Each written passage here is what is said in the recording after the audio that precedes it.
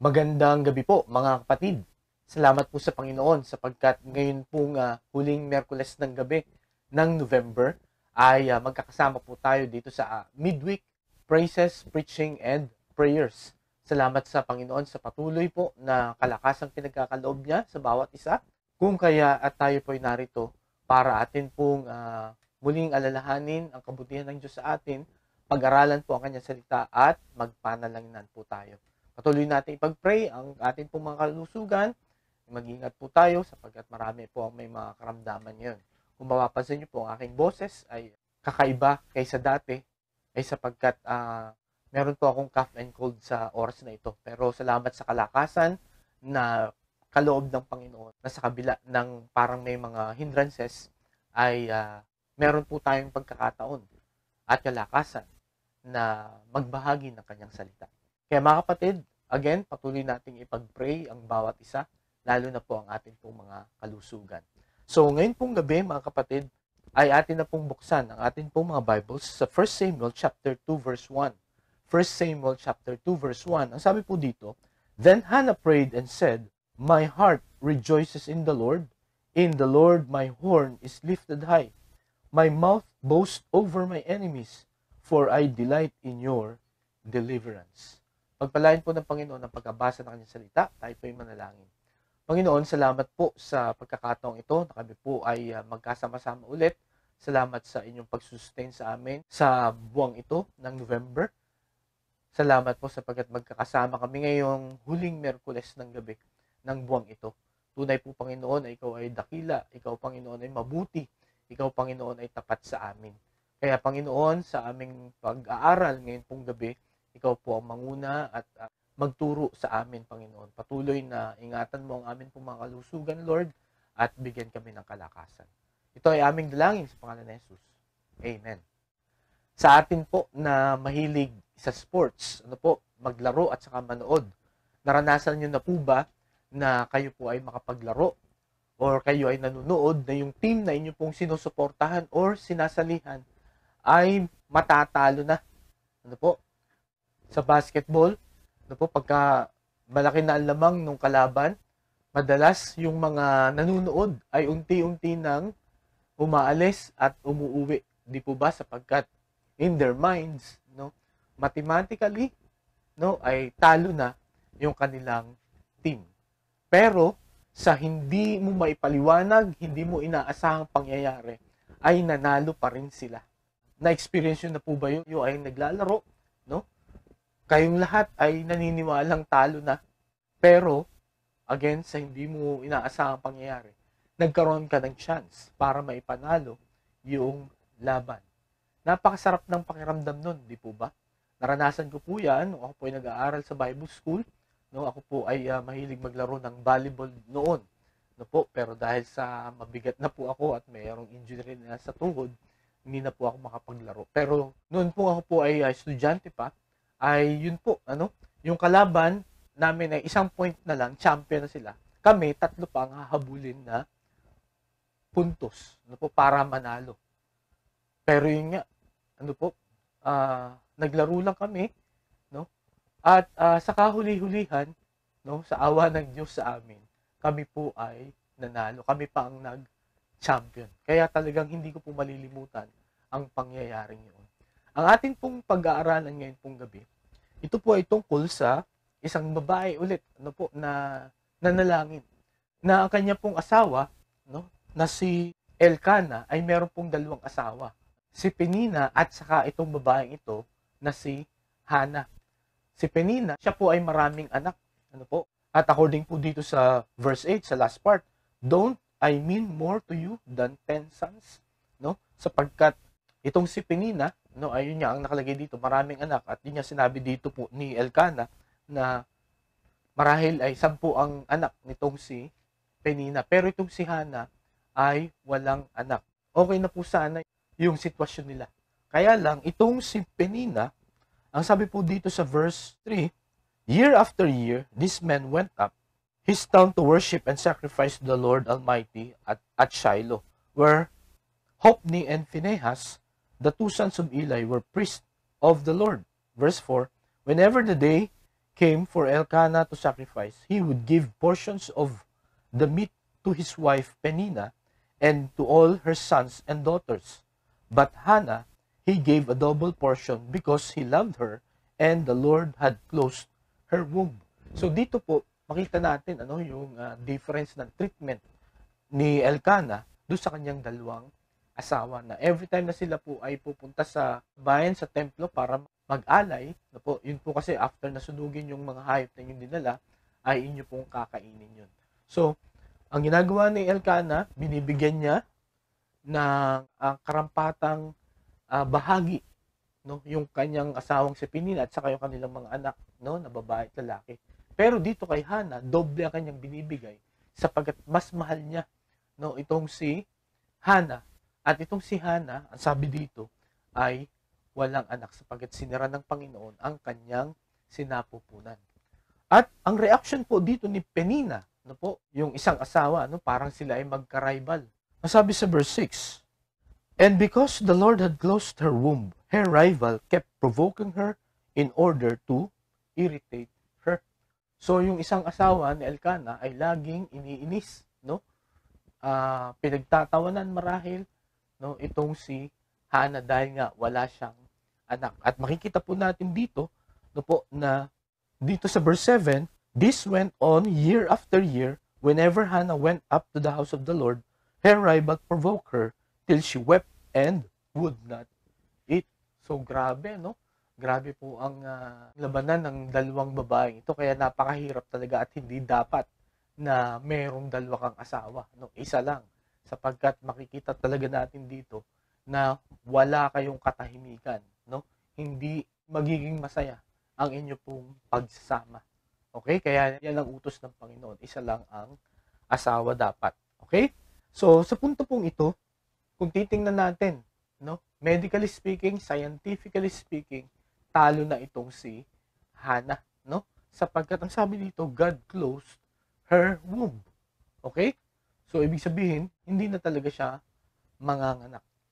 At imagine, yung mga anak ni Penina, ang dami, sons and daughters, Kaya talagang titingnan natin dito si Hannah ay talagang sobrang laki ng kanyang insecurity. At pagka sila sigurong dalawa ay nag-aaway ni Penina, basta't binanggit na ni Penina yung pagiging baog ni Hannah, ay wala nang magawa itong si Hannah, kundi umiyak, At yun nga, wag na lang kumain. Okay? Ngayong gabi, makikita po natin, katulad ng kwento ko po kanina sa ating mga mahilig sa sports, Again, scientifically, medically, ay parang wala ng pag-asa itong si Hannah. Pero meron po siyang ginawa, para tumigil na, tumahimik na yung kanyang kapwa-asawa at marahil yung din mga taong nakapalibot sa kanya. Kaya ngayong gabi, pinamagatan ko po itong ating mensahe, "My heart rejoices in the Lord." The prayer of Hannah. My heart rejoices in the Lord. The prayer of Hannah. Ngayong gabi mga kapatid, kung makakaranas po kayo ng matinding kapighatian, matinding kalungkutan, matinding kabiguan, ano po ang inyong unang gagawin? Okay? Anong unang pumapasok sa utak ninyo? Para kayo makawala, para kayo ay makaalis, or para maibsan yung sakit na inyo pong nararamdaman. Marahil meron po tayong iba-iba na paraan na ginagawa. Pero kung atin pong susuriin yung mga bagay na ginagawa natin para makalimot sa sa mga kabigatan na nasa atin pong puso, ay parang mas lalo pang lumalala, Mas lalo pang lumalaki ang atin pong problema, mas lalong nawawalan tayo ng pag-asa. Ngunit si Hannah po, ang una niyang ginawa, nung taon-taon na lamang, basta't sila ay mag-aalay, ay siya inaasar, iniinis, inaalipusta nitong si Penina. Ano ang ginawa niya? Ang sabi dito po sa verse 10 ng 1 Samuel chapter 1, ang sabi po dito, "In bitterness of soul, Hannah wept much and prayed to the Lord." Okay? Siya po ay pumunta sa Panginoon. Siya ay umiyak sa Panginoon. Okay? At ang sabi pa dito sa verse 11, And she made a vow, saying, O Lord Almighty, if you will only look upon your servant's misery, and remember me, and not forget your servant, but give her a son, then I will give him to the Lord for all the days of his life, and no razor will ever be used on his head. So, ang prayer dito ni Hannah is very specific, no? Sabi niya, kung bibigyan mo ako ng anak na lalaki, no? Talagang hindi niya sinabing kahit ano, babae man o lalaki, okay lang. Specific, no? Lalaki. At ang pangako ko, no? Walang gunting or razor na dadaan sa kanyang buhok, no? Yun po ay isang panata noong panahong yun, no? Na pagka hindi mo pinutol ang buhok, no, ng panganay mong lalaki, ang ibig sabihin nun, it is only dedicated for God and for His service. At yan po ang pangako ni Hannah. At yun nga, nakita natin dito na itong si Eli, itong high priest, akala niya ay itong si Hannah ay lasing, no? Sapagkat maaga siya ay umuungol na, no? Umiiyak na, no? Pero yun nga, sinabi ni Hannah yung issue. At ang sagot ni Eli dito sa verse 17, Eli answered, Go in peace, and may God of Israel grant you what you have asked of Him. At nakita nga po natin, no, na sa isang kamangha-mangha na pangyayari, God gave Hannah a son. Okay? So, dito po sa chapter 2, makikita po natin dito yung kanyang panalangin na parang isang awitin din po, ano, katulad nung ating pinag-aralan last week, ano, yung duet ni Barak at saka ni Deborah. Pero ito pong verse 1 lamang ang ating pag-aaralan ngayon pong gabing ito, no? May makikita po tayong tatlong prinsipyo, no, na pwede po nating panghawakan, no? Pwede nating sundin, pwede nating alalahanin, lalo na pagka dumadaan tayo sa matinding kapighatian at pagsubok. Po, sa matinding kabiguan na para bang wala na tayong pag-asa. Po, meron pong makikita tayo ng tatlong prinsipyo dito na magbibigay po sa atin ng kaaliwan at katatagan. Po, na siyang naranasan po ni Hannah. Ang una po, rejoicing comes after mourning. Okay? Rejoicing comes after morning. Ang kagalakan ay darating pagkatapos ng pagdadalamhati. At yan po ang naranasan ni Hannah na talagang siya ay nagdadalamhati. Siya po ay nalulungkot, no? Siya po ay naiinis, siya po ay nagagalit. Dahil sa una, kawalan niya ng anak. At pangalawa, yung sinasabi ng kanyang kapwa-asawa na si Penina at marahil yun din pong tingin sa kanya at sinasabi sa kanya ng mga nakapalibot sa kanya. As we have said and we have studied before, sa mga Hudyo, no, ang mga anak ay biyaya buhat sa Panginoon. At sa mga Hudyo din po, ang interpretation nila pagka ikaw ay baog, ano, ito po ay parusa, no? Or ito po ay kalooban ng Panginoon at ito po ay isang parusa. So ito pong si Hannah, no po, pagkatapos po nung matindi niyang naranasan na pangiinis, no? Marahil pinagtatawanan siya ni Penina. Finally, no, after her mourning, no, pagkatapos ng kanyang pagdadalamhati, God has granted her prayer. Ang sabi po sa Psalm 18 verse 6, ito po ang ginawa ni King David every time na siya po ay may malaking problema. In my distress, I called to the Lord. I cried to my God for help. From this temple, He heard my voice. My cry came before Him into His ears. So dito po, sabi ni Haring David, ano, sa kanyang pagdadalamhati, ano, sa kahirapan na kanyang nararanasan, I called to the Lord. I cried to my God for help. Okay? Hindi niya sinabi dito na kinausap ko ang aking mga kawal, no? Kinausap ko ang buong bayan, no? Natulungan ako. Okay? Hindi yun ang kanyang ginawa. O kaya, nag-inom ako magdamag. O kaya, nag-hire ako ng mga comedian, no? Para matuwa ako. Hindi po yun ang kanyang ginawa, no? Wala po siyang ibang ginawa, kundi siya ay tumawag sa Panginoon. At ang sabi dito, sa kanyang pagtawag, no, sa kanyang pag-iyak sa Panginoon, from his temple he heard my voice. My cry came before him into his ears. Pinakinggan siya ng Panginoon. At ngayong gabi mga kapatid, ang panalangin ko po sa bawat isa, pagka tayo po'y nakakaranas ng mga problema, pagsubok, kahirapan, karamdaman, ang una po nating gawin ay tumawag sa Panginoon. Magsumbong tayo sa Panginoon. Kung tayo po ay nakakaranas na tayo pinagtatawanan, no, tayo po ay sinisiraan, no, sa ating community, sa ating trabaho, sa school, or kahit saan man, let's go to the Lord. Katulad po ng ginawa ni Haring David. Ang sabi po sa Psalm 118 verse 5, in my anguish I cried to the Lord, and He answered by setting me free. Okay? So, ito po ang ginawa ni King David, no? Siya ay tumawag sa Panginoon, no? Sa kanyang mahirap na sitwasyon. At ang sabi dito, ang sagot ng Panginoon, din po ang gagawin ng Panginoon sa atin. No, kung may mga gumugulo sa isip natin, no, kung may kabigatan ka sa gabing ito, you cry to the Lord, no? You call on the Lord, and He will set you free. Okay? Palalayain tayo. Kukunin ng Panginoon yung atin pong mga burdens. Katulad ni Hannah, no?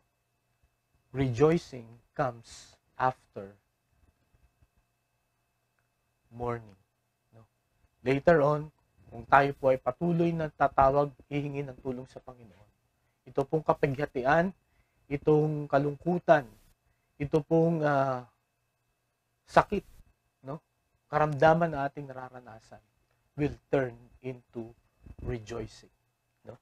Tayo lang po ay maghintay at magtiwala sa ating pong Panginoon. So yun po ang una na makikita nating prinsipyo. No? Dito po sa prayer ni Hannah. No? Rejoicing comes after mourning. Kaya sa gabing ito, hindi ko alam kung nasaang parte ka ng iyong pagsubok, no? Ikaw ba ay kasisimula pa lang, nasa kalagitnaan, or malapit nang matapos? Nawa ang mensaheng ito ay magpaalala sa atin na huwag bumitaw sa Panginoon, no? Magpatuloy tayo magtiwala sa Kanya. Because after that morning, there comes rejoicing. Okay? So, yun po ang una. Ang pangalawa, real strength comes from God. Real strength comes from God. Ang tunay na lakas ay nanggagaling lamang sa Panginoon.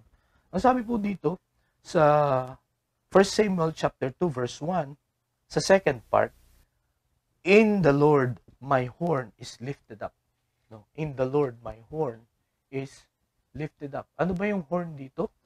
Sungay, no? Hindi po ibig sabihin nito ay may sungay si Hannah, no po. Kundi ang ibig sabihin po pagka ginamit itong salitang ito, it signifies strength, no po. So parang sinasabi dito po ni Hannah, in the Lord my strength is lifted up, no? So, kumbaga hinang-hina na si Hannah, no? Marahil feeling niya talong-talo siya kay Penina. Dahil nga ang dami niyang anak, no? Tapos pinagtatawanan pa siya ni Penina, no? At marahil ganun din ang pakiramdam niya sa mga sinasabi ng mga nakapalibot sa kanya. No? Wala na siyang pag-asa. Pero nung pinagkalooban siya pero nung sinagot siya ng Panginoon, nabuhayan siya ulit, no? Siya ay lumakas ulit, na-recharge siya ulit, no? At alam niyo mga kapatid, sa gabing ito, ang Diyos lang ang makakapagbigay ng totoong lakas po sa atin. Hindi po yung mga energy drinks na atin pong mga iniinom ang makakapagpanumbalik ng atin pong sigla, no, ng atin pong lakas, kundi ang atin pong pananampalataya, ang atin pong pagsunod sa atin pong Panginoon. Siya po ang magbibigay ng lakas sa atin. Si Hannah, ang sabi niya dito, in the Lord my horn is lifted up, no? Or my strength is lifted up. No? Bakit? Sapagkat sa panahon na siya ay nanghihina na, sa panahon na marahil siya ay gusto nang mag-give up, tumawag siya sa Panginoon, umiyak siya sa Panginoon. Kaya ngayong gabing ito, Nanghihina ka na ba? No? Gusto mo na bang mag-quit? Nadi-discourage ka na ba? Parang feeling mo wala ka ng pag-asa sa buhay. Mga kapatid at mga kaibigan na nakakarinig ng mensaheng ito, turn to the Lord. No? Tumawag tayo sa Panginoon. Katulad ni Hana, bibigyan po niya tayo ulit ng lakas, ng kasiglahan, bibigyan niya po tayo ng pag-asa. So yun po ang pangalawang principle na makikita po natin dito po sa panalangin ni Hana. Okay? Ang una, rejoicing comes after mourning. Second, real strength comes from God. Ano po? At ang panghuli, the redemption of God will silence the enemies. No? The redemption of God will silence the enemy. So mga kapatid, ngayon pong gabi, no? Pagka tinugon tayo ng Panginoon sa atin pong mga panalangin, yung mga nanlilibak sa atin, yung mga nagdududa na sa atin, they will all be silenced. No? Sila ay patatahimikin ng Panginoon. Hindi natin sila kayang patahimikin by just telling them, no, to be quiet. No? Sapagkat minsan, the more you ask them to be quiet, ay mas lalo silang nag-iingay. Noon pong isang araw, no, sa aking panonood ng NBA, sa San Antonio Spurs, no, bumalik po doon yung dating player na ngayon ay naglalaro na sa Clippers. Ito si Kawhi Leonard. At ito pong si Kawhi Leonard, dating player ng San Antonio Spurs, na nagbigay ng championship sa San Antonio. Pero after that, siya po ay nagpalipat-lipat na ng team. So, nung bumalik siya doon para kalabanin ang San Antonio Spurs, nung siya ay nag-free throw, binu siya ng mga tao. Talagang binu siya. So, yung coach ng San Antonio Spurs na si Greg Popovich ay kinuha niya yung mic at nakiusap sa mga tao na huwag ibusi Kawhi Leonard sapagkat siya ay naging bahagi, no, ng kanilang team at ang mga taga San Antonio ay hindi nang bubu, no, ng mga dating players. Alam niyo yung naging reaction ng mga tao, lalo nilang nilaksan yung kanilang pangbubu. So makita natin yung kanil talagang frustration na umalis itong si Kawhi Leonard sa kanila. But my point this evening, mga kapatid, hindi mo kayang pigilan o patahimikin yung mga tao na nangbubo sa'yo. Okay? Meron silang masasabi. No, gumawa ka ng mabuti, gaya nga ng madalas nating naririnig, gumawa ka ng mabuti, may masasabi sila, gumawa ka ng masama, may masasabi rin sila. Pero the only person that can silence them is God. No? At paano mangyayari yun? When we ask the Lord, no, for help. No?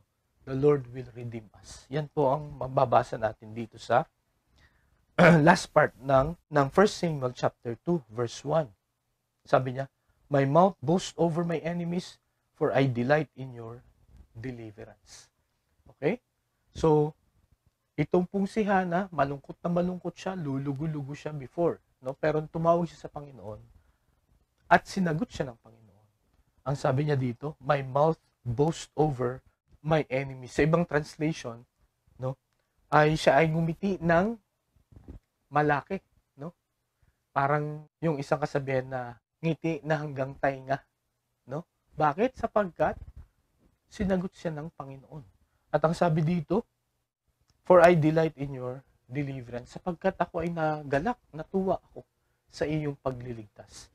At sa pangyayaring ito, itong si Penina, hindi na niya pwedeng inisin, no? Iritahin, no?